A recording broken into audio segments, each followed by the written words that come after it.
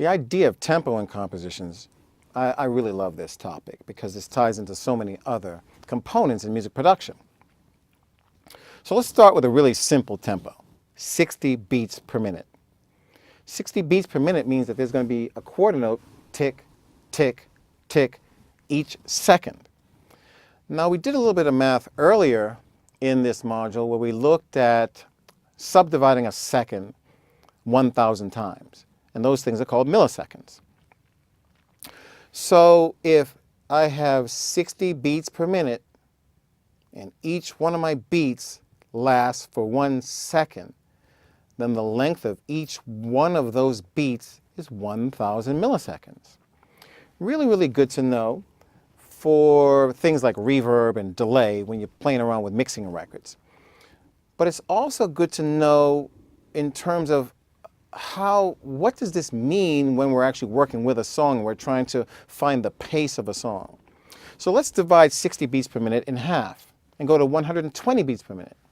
120 beats per minute now has the duration of each quarter note, each click, click, click, click, click, click, at about 500 milliseconds.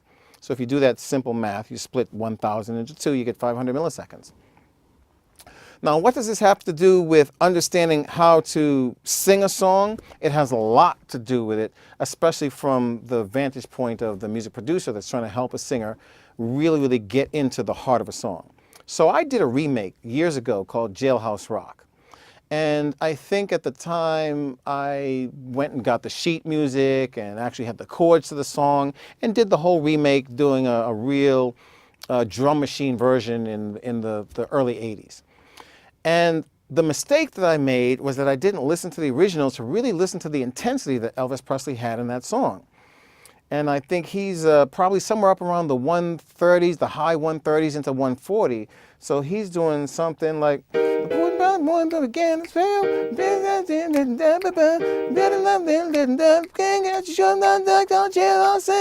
and even if he's slower than that, the prison bell. Now, my song was at 120, which we know as a dance tempo these days.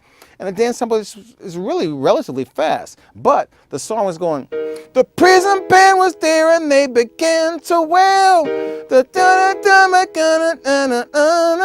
So I was demanding much more from my vocal performance to try to connect with the song, to try to connect with the energy that the song needed. A very simple adjustment of tempo would have had me propelling the energy of the composition forward a little bit more.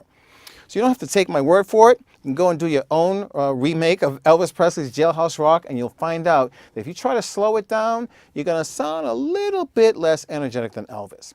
This idea of tempo can be spread across a wide variety of genres also. Some genres really work better at slower tempos, like if you're doing ballads, a power ballad, an R&B ballad, you're going to be working probably better at about 60 beats per minute. If you want to do dance records, you're probably going to be doing 120 and above.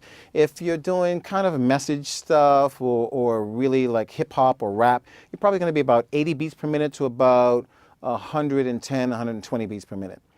So think about tempo. Don't take it for granted that this particular tempo is the best thing for this song.